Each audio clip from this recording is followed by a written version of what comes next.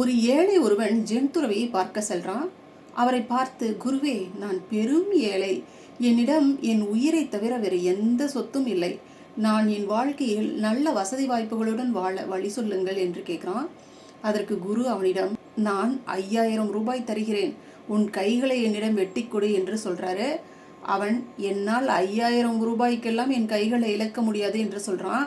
சரி, நான் உனக்கு 15000 ரூபாய் தருகிறேன், உன் கால்களை கொடு என்றார். அதற்கும் அவன் ஒப்புக்கொள்ளவில்லை.